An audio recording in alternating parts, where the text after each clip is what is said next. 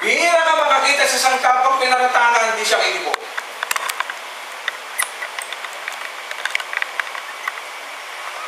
Pero matalino yung tao yun, mga kapatid. Dahil alam niya na pag nagkamali siya ng sasabihin, maaring yun ang kanyang ikapahamak. Marami sa daigdig na ito, ganyan ang ugali. Kapitbahay mo, kasama mo sa trabaho. Bakit kayo nag-aaway? Matindi sinasabi niya. Pag hindi ka nakapagpigil, suntukan na. Salitaan pa lang yun.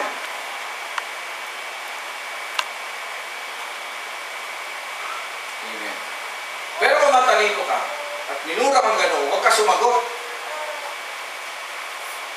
Tumawag ka na, magtatanggol sa'yo. Yan ang dahilan kung bakit po meron tayong batas o kautusan. Amen. Ang batas at kautusan ay hindi masama ang intensyon nito. Ang intensyon niyan ay ipagtanggol ka sana. Ang problema, hindi alam ng tao ang batas. Batas ng tao at batas ng Diyos. Pareho siyang balak. Basta siya sasatsat. Amen. Magsasalita siya. Pag hindi na nakayanan, sasaksakin na siya. At tagayin na siya. Bakit? Ang sama ng sinabi niya.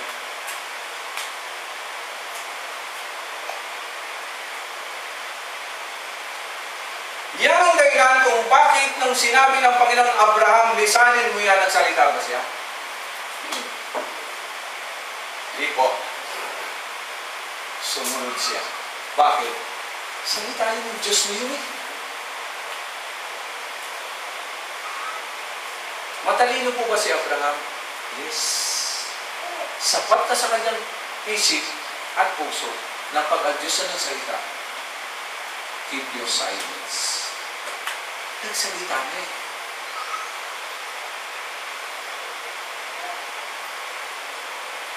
Sumunod siya.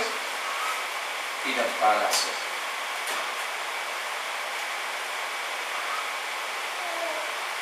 Pero alam ng Diyos ang kailangan ng tao. Anong kailangan ng tao?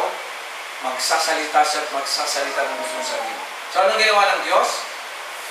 Yung salita niya, inilagay niya sa tinatawag natin kautusan. Amen? Sa kautusan, mga kapatid, na nakilala natin nung panahon ni Moses na these are the 10 commandments. Actually, that's a very wrong translation, mga kapatid. Pag tinignan niyo sa original, Deuteronomy chapter 10 or 13, these are the words nakalagay. Words po. These are the words na sinabi. O, nati-translate ng mga magagaling, pinalitan, ginawang utos, hindi po. These are the 10 words. At ano ang unang-unang nakalagay sa word number 1? Ano nakalagay? Sino ano ang unang-unang commandment? Sige, gamitin ko salitang ipasamantala. Ano ang unang nakalagay? Ako ang Panginoon mong Diyos.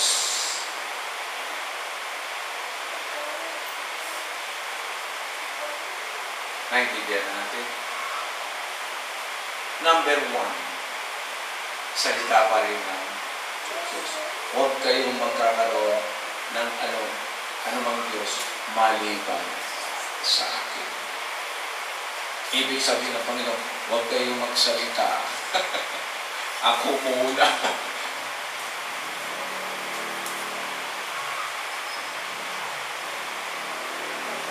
Pangalawa, word. Sige natin. Ano yung pangalawang word? Pinag-usapan na.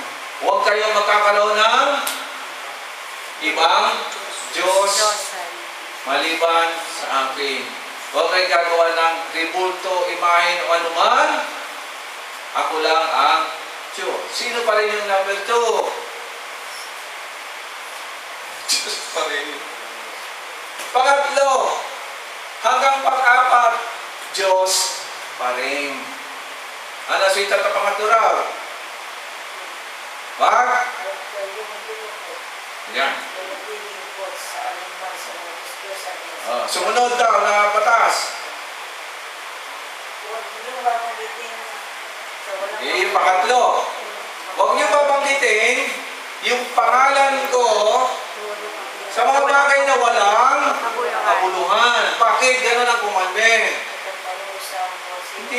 pwedeng parusa eh. Bakit sinabi ng Panginoong Diyos yun? Dahil ang pangalan lamang ng Diyos at ang Diyos ang may kabuluhan sa daigdig na ito. Narinig niyo yung salita sa English siya, thank you. Ano sinasabi? Don't mention it. Wala yun. At ang pang-apat, patungkol pa rin sa Diyos. Ano sa pang-apat? Talaga niyo sa akin ang araw ng pamamahinga. Oh, italaga niyo lang ang araw ng pamamahinga. 6 na araw kayong, yun ang kumpleto. Gagawa ng inyong gawain at sa ikapitong araw, patay na kayong lahat sa pagod.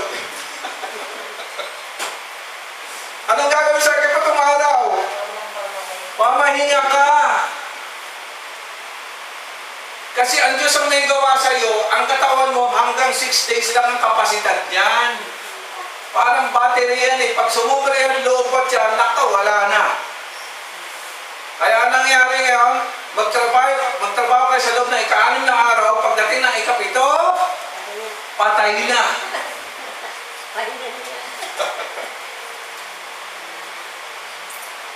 Namahinga, tama naman po, pastor yan, di ba? Namahinga rin, oo nga. Namahinga na wala sa tamang oras. Nako mga kapatid. Kautusan. Ano ang panlima? Patungkol sa magulang. Hindi din naman yan patungkol sa iyo. Ano ang pang-anim? Huwag kayong papatay. Ikaw ba yun? Hindi na naman. Yung kapwa mo. Anong sumunod? Huwag kayong mangangalunya. Oh, ang dami niyan ngayon. Amen. Patungkol ba yan? Sa'yo na yan. Yung kasunod, tingnan mo. Oh. Ano susunod? Huwag kayong sasaksi sa di katutuhan na laban sa inyong kapwa. Oh, yan. Patungkol saan ang saksi? Salita na naman. Ito naman, yan ang katapusan. Susunod. Huwag niyong pag-iibutan ng isang bahayan ng inyong kapwa. Yun. Ang kanyang asawa. Pati asawa lahat. Mga asno, ang inyong pag-aaral nila. At ulit. Alam ko yun. May pang-11 pa. Huwag kayong maamin. Huwag kayong aamin. Pambihira yan. Yan ang pinakamarami ngayon. Yung commandment number 11, wala naman doon. Nagkaroon. Ano daw? Huwag kayong aamin. Kung walang kautusan, ano mangyayari sa atin? Magkakagulo. So lahat tayo guilty. Amen. Ano ngayon ang solusyon? Kaya sabi nito, hindi pwedeng baliwalayin ang kautusan kasi may silbi yan. Kaya lang, ang problema nga sa kautusan, lahat tayo magigilty kung tutuusin. Amen. Dahil tayo haharap sa ano ng Panginoong Diyos. Although, ito mga kapatid yung mamimisindir, meron mga taong dumirekta sa Panginoong Diyos, meron po naman, di ba? Ang dami naman yan eh. Si Enoch, si Elijah, yung mga tao talaga naman sa Panginoong Diyos na, paano tayo?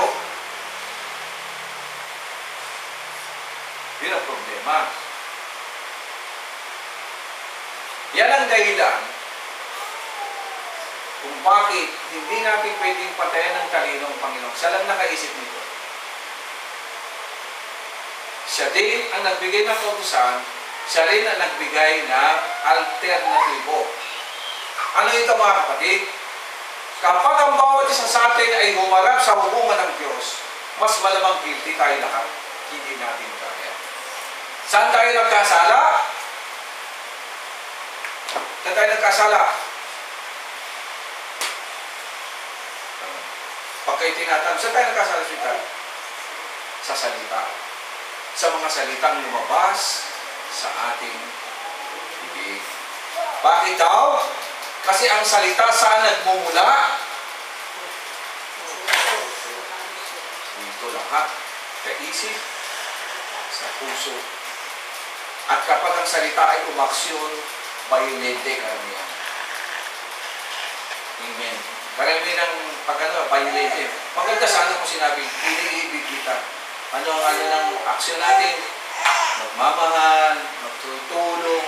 Hindi ganun na nangyayari. So, in short mga kapatid, ano yun na natin? Ito na nga ang nagiging problema mga kapatid. Yung kautusan na sana magpuprotekta sa atin, ito yung dinalagay natin. At sa ngayon, nagsilbi natin, gift, yung kasi marami tayong hindi kayang sundin. Na mga kapatid, gusto kong liwanagin din na nung nilikha ng Diyos ang tao, kumpleto po ito. Kaya niyang sundin ang lahat, at totoo lang. Kung uunahin niya palagi ang Diyos sa kanyang buhay mo. Kaya yung commandment number 2, ano yung commandment number 1? Huwag kayo magkakaroon ng ibang Diyos. Alam nyo, kung paliliwanag ko lang yon theologically, it's very simple. Commandment number 1, akong Diyos, akong salita, ako lang pakinggan nyo. Number 2, huwag kayo magkakaroon ng salita, ng pangalawang Diyos, huwag kayo makikinig doon. Ganun lang ang meaning nyo. Ang sabi ni Satanas, pag kayo ay kumain yan, magiging ayun ang problema. Sige, nakikita niyo yung ugnay-ugnay mo. Ay, pambihira kayo naman. So ngayon, wala na tayong magawa. Nadamit sa tayong lahat. Lumipas ang libu-libutan, ito naman nadamit sa nga tayo. Ang gagawin natin, pupunan natin. Ito nga, kahit tayo nasa Panginoong Diyos, nakikita natin, marami pa rin tayong mga pagkukulang, di ba? Ba't ganun, nahihirapan tayo? Okay. So, wala yung damage, wala na talaga. So, ano ang solusyon sa atin? Ano ang solusyon sa atin? Hindi mo kaya makasasagot. Pastor, itan nga, ano solusyon na sa atin? Kung ikaw ang tatanungin.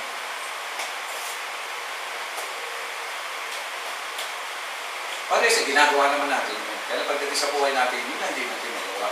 Na? Ba't gano'n? Halimbawa.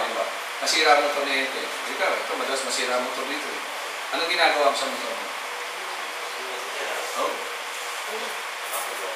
Papagawa. Kasi hindi po siya mayaman. Pero kung siya mayaman, tatapon niya rin, bibili ng bago yan. Tama? Ang ginagawa, repair. Nasila ang bahay natin, repair. Ang mabigat, pag tayo na may problema, nire-repair mo ba sarili mo? At ba kinakabahan ka na, saan ka pupunta? Sa repair shop, hospital, paparepair ka ron. Kung ma-repair ka, nagka-problema po ako sa kidney. Punta ka ng, bibili ka ng kidney doon. Wala naman ganun eh. Kaya nga chismis ngayon yung mga bata, di ba? Kinikidnap kasi kinukuha yung mga laman loob, yung mga piglet kung ano-ano dyan, mga kapatid. Hindi na nangyari. Hindi kayang i-repair ng tao kanyang sarili. Kasi ang solusyon sa tao para tuluyang magbago ay alin? Ang Diyos yung pinag-usap. Alin? Katulad ng ginawa ni Eteng. Ang ginawa ni Eteng? Kumuha ng bagong motor. Tapos! Nakita mo na ba yung motor nito? Bagong motor nito. Ganun siya mga problema. Para mahala, ito. Ilan taon na motor mo? Ito, marami na sira. Nire-repair lang po. Oo. Madaling solusyon dyan. Anong solusyon? Bago. Hindi. Nakakatawa nga lang po, pero alam niyo ba ito mga instrumentong ito? Ay, yung pinag-repair ko ito? Ito? At ako'y sawang-sawa na mga kapatid. Ang solusyon talaga niya, bumili ng bago. Kaya lang, is very expensive. Material din. Pag tao ang may diferensya, anong dapat talaga sa atin? Bago na tayo dapat. Sino magbabago sa atin? Ikaw ba, Teacher George, kung ikaw ibabagoy, sino gusto mong kamukha? Diba? Kaya ko naman nakita ng iba, ganyan. Gusto ko, kamukha mo yung ganito. Gusto mo kamukha yun, baka mas marami pa problema yun yung kamukha mo sa'yo. Yes! Recreation ang dapat sa atin. Kaya nga sabi ng Panginoon, pagpabalik niya, pagbaguhin ng lahat. Ang problema, matagal pa yata yun, o kailan pa yun, di natin alam. Ay kung abutin tayo ng paghukom, ano mangyayari sa atin? So nagkaroon ng alternative. Mediation. Ito napaliwanag ko na nung nakaraan eh. Amen? Hindi nyo kayang magbago na sarili nyo, gagawa tayo ng paraan. Para hindi na kayo magsasalita sa harapan ng Diyos, ako na magsasalita sa harapan ng Diyos. Ang gagamitin ninyong teknik, pananampalataya. Yun yung pananampalataya. Imbis na kayo ang haharap sa Diyos, ako na. Imbis na kayo ang mamamatay, ako na. Yun yung bakit ganun ang nangyari. Sabi nga ng ibang nagko-komentaryo, ito yung tama naman, bawal po kasi sa Diyos ang ihandog mo ang iyong anak sa Diyos. Bawal po yun. Ginagawa po yan ng mga pagano. Pag pinag-aralan ninyo ang history, mga kapatid, yung mga bago sa panahon ni Abraham, alam ba ninyo na mga magulang noon, ang kanilang handog para sila kagiliwan ng Diyos nila, patayin yung kanilang mga anak. Yung sangkot, yung mga ganyan, inihahandog nila yan. Offering. Meron pa may isang palabas, 10,000 BC yata, yun yung pinakita rin talaga. Para matuwa ang Diyos, ikaw mismo ang ihahandog. Kasi yun ang paniniwala nila. Na ang nagkasala ang tao, ang bayad sa kasalanan ng tao, alin? Kapwa-tao rin. Ihahandog nila yan. Kaya nung sinabi ng Panginoong Abraham, ihandog mo yung anak mo, hindi nyo napansin? Hindi ba alam ni Abraham ang gagawin niya? Alam niya. Kasi ginagawa yun ng sanlibutan ng time na yun. Di ba sasaksakin niya nga? Amen? Ano yun?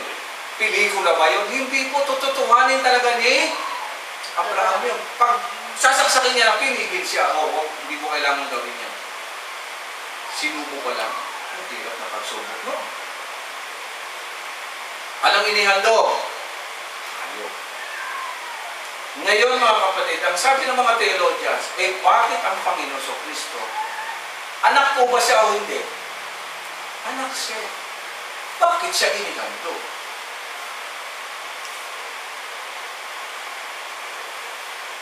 Bawal ang maghandog ng ng anak. Bakit siya anak ng Diyos inihandog? Ngayon nyo lang narinig yan. Diba? Ngayon nyo lang narinig. Pero matagal ko na kung alam yan.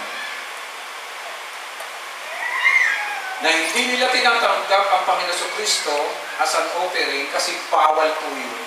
Even in the Bible, ihandog mo yung anak.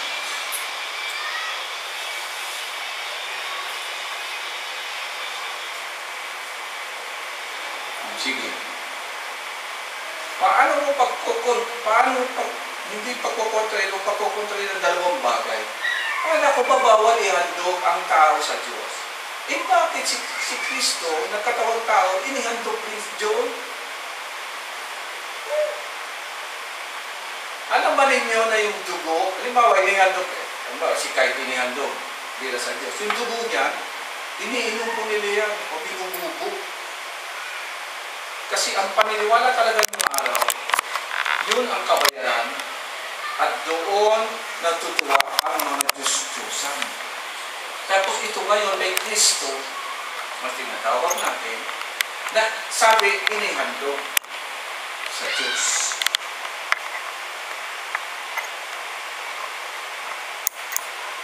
Kasi mga kapatid, sa evangelism, ito lang nakita ko mali naman kasi sa nag-evangelism. Palagi nilang sinasabi yun. Namatay siya para sa iyo, inihandog ang kanyang katawan para sa iyo, para ikaw magkaroon ng buhay. Hindi po ganun kasi.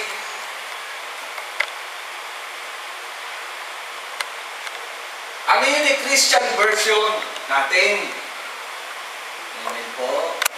Christian version. Sa original version, ang hinahanap doon mga kapatid ay isang hari. Take note, hari ang hinahanap nila. Ang pangako ng Mesiyas ay galing sa lahi ni David. Naintindihan po ninyo mga kapatid? Ha? Ano po ba natin? Oo na, sa ano? Intindihin na lang ninyo. Ang hinahanap nila ay Son of God. Yung Son of God sa original is small letter S-O-N of God. Which means, mga kapatid, ang Messiah. What is a Messiah? A Messiah is a king na mamumuno sa kanila. Hindi kasi, wala kasi sa Bible, mga kapatid, na ihahandog mo ang isang tao para ikaw mawala sa kasalanan. Wala po. Sa kanila, makita, tupa ang inihandog. Wala po kasi yung tao. So, ine-expect nila, kasi yung salitang Son of God, yung small letter S, ang ibig sabihin nun, may apat na tungkulin siya. Mag-ahari, babaguhin ang pag-ahari, babaguhin ang panahon, babaguhin ang lahat. Yun ang Messiah. Ito, salitang ito. Ang salitang ito, ulitin ko ay Greek word, Christos. Ito English, Christ. Christos sa Griego. Messiah, Latin po yun. Masiah, yun po yung original word. Hindi yan ibig sabihin, anak ng Diyos. Hindi po. Ang mga theologians natin, siguro by 200 to 300 AD, nung patay na yung mga original, sila po ang nagano ng ganyang mga, ang tawag natin tingnan, yung patungkol sa Diyos. Godhead. Godhead po. Kaya pumasok po dyan yung Trinity, God the Father, wala pong ganyan ng araw. God the Son, wala pong ganyan. Si anong ligawan niyan eh? 1500s lang yan, mga kapatid. Wala po yan sa original, mga kapatid. O yung oneness, o yung sa Iglesia ni Cristo na ganito, wala pong ganyan. Sa kanila, isa lang ang Diyos, ang inaantay nila yung Messiah. Ano yung Messiah? Pinangako kasi kay David na sa kanya manggagaling ang magiging hari. Naintindihan nyo? Na magbabago. Yun, yung salitang yun. Sa lahat-lahat. Kasi tinanong ko kayo, anong dapat na gawin sa atin? Magbago. Baguhin tayo. So pangako yan, halos 4,000 taon na mababago ang kaharian, ang pamamahala, ang lahat babaguhin. Hintayin mo lang ang pagdating ng Mesiyas. Sa loob ng 4,000 taon, inantay po nila yan, sa totoo lang. Marami pong Mesiyas na nauna sa Panginoong Jesucristo. Marami po yan. Ito, pag namatay, hindi. Ito, pag namatay, hindi. Kasi pag namamatay, hindi yun. Kasi ang Mesiyas ay inaantay nila forever. Pag buhay na walang magbabago.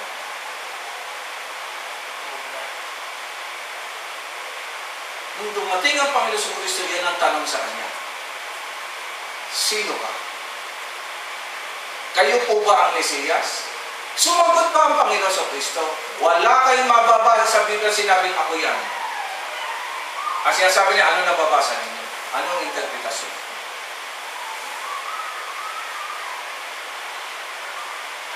Yan ang dahilan kung bakit siya sumakay sa asno at pumasok siya doon sa Golden Gate. Prophecy po kasi yan na yung Mesiyas dadaan doon.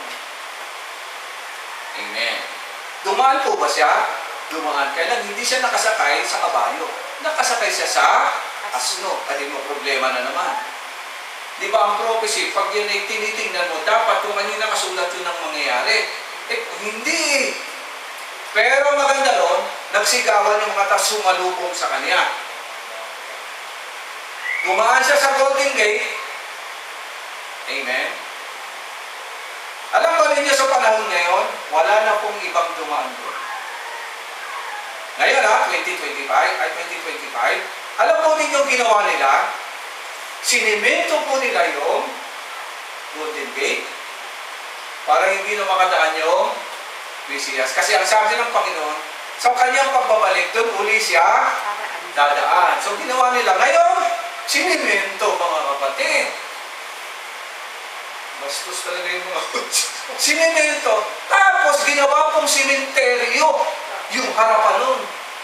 Kaya pag tinignan nyo sa picture, minsan, bibili tayo malaking TV para makita naman yung actual. O gusto nyo, punta tayo Israel, makikita nyo sa top view, yung Golden Gate, sa sinimento na, tinagyan ng Ginoong simenteryo yun, harap, ganun ang kanilang pangbabastos nila gawa, kinuha nila. Dahil hindi sila naniniwala sa Panginoong Kristo. Bakit? Kasi ang Panginoong Kristo namatay. Tama? Namatay po siya. Nung namatay siya, anong ibig sabihin? Hindi siya ang Mesiyas kasi namatay siya. Pero tinrace nila sa lineage, sa lahi siya ni David. Kasi yung nanay niya sa lahi ni David. Ay, tama. Kaya lang, bakit siya namatay? Yun ang tanong. Ang hindi nila inaasahan, after 3 days, muling nabuhay. Sino may naniniwala dyan? Kasi kami naniniwala dyan. Di ba? Hindi kayo naniniwala. Nabuhay naman muli after 3 days. Maraming mga witnesses. Tama? Sino unang witness? Magulo sila. Yung mga nag-istorya. Sabi lang, si ano lang witness? Si Magdalena. Sabi ng iba, hindi. Sila ano daw. Sabi ko, bahala kayo. Kayo nagsulat yan eh. Kasi sabi nila na yung New Testament, magulo. Okay. Pero sinabi sa Aklat ng Gawa, nagpakita ang Panginoon muna saan? Kay Mary, tapos sa 12 disciples, tapos sa 500, nakalagay doon eh. Nagpakita talaga siya bago siya umakyat ng langit. Meron pong witness o wala? Meron. Amen ba mga kapatid? So anong ginawa naman ng na dahil yung resurrection, hindi nila yung inaasahan kasi alam nila magre-resurrect sa huling panahon. Naniniwala ko pero hindi nakalain na ang una magre-resurrect ay yung tinatawag nilang Jesus. So ang ginawa nila, wala. Binayaran daw yung gwardiya, di ba? Na i-chismis na hindi siya nag-resurrect, ninakaw yung kanyang bangkay. 2023 yata, o 2024, may nahukay na naman sila sa Jerusalem ngayon, may nakasulat doon, pangalan ng nanay si Mary. Sabi nila, so, may pangalan din yung Jesus na nakalagay. So, nila, hindi pa nila napapasok no? Hindi pa nila binubuksan kasi mahigpit niya sa Israel, na gusto nila buksan, magpasok ng telescope para makita kung may buto roon. Dahil kapag napatunayan nila mga kapatid, na yun ay buto ng Panginoon Kristo, kawawa ang lahat ng nanampalataya sa Kanya. Ibig sabihin, hindi siya nag-resurrect. Ang Christianity sa kasalukuyan, tayo mga kapatid, ay talaga naman nababas tayo mga kumbaga sa Facebook yan. Hanggang ngayon, hindi sila naniniwala na ang Panginoon Kristo ay totoo. Ito totoo ito mga kapatid. Modern scholarship nagsasabing si Jesus ay isang kwento o alamat lamang. Ang latest niya, pumunta kayo sa YouTube, makikita niyo, meron naman dong nakalagay sa YouTube na sabi na si Jesus ay invento lamang. How they invented Jesus, nakalagay. Pero meron namang isang scholar doon, dati siyang pastor, ayaw na magpastor, dahil hindi na siya naniniwala sa Diyos. Pero naniniwala siya na si Jesus ay talagang nabuhay. Sabi ko, pambihira din. Hindi siya naniniwala sa Diyos, pero naniniwala siya na si Jesus ay historical Jesus na buhay talaga.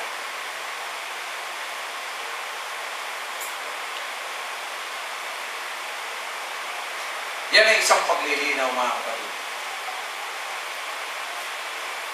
Yan ang mga kasalukuyang pangyayari. Ito kasing Biblia ang hawak natin, 2,000 years old na. So pag nagkamali ka rito ng pagbasa, maaaring ma-receive ka talaga. Na, nung namatay ang Panginoon Kristo, nagbago po ang patakaran. Amen. Pero ngayon ko na-realize, kung kailan na magsi-63 na, nung naintindihan ko, ano yung tinatawag na mediation. Bakit siya tinawag na mediator? Naintindihan. Kasi nga pala, dapat tayo ang hahatulan sa husgado ng Panginoong Diyos. Ang ginawa pala dito, yung wisdom of God, gumamit ang Diyos na yun ng mediator. Kaya nga sabi doon, Jesus is the mediator of the New Testament. Sa Old Testament, wala pong mediator. Pag nagkasala ka, ano ang penalty? Patay ka agad. Nakita niyo yung babaeng makasalanan? Di ba nahuli nilang nangangalunya? Dinala sa Panginoon sa Kristo. Ang gusto nila patayin na agad. Amen. So tinitingnan nila ang Panginoon sa Kristo kung papatayin din ng Panginoon, babaturin siya. Yun ang ano nila. Ang sabi ng Panginoon sa Kristo, ginawa niya, nagsulat siya ng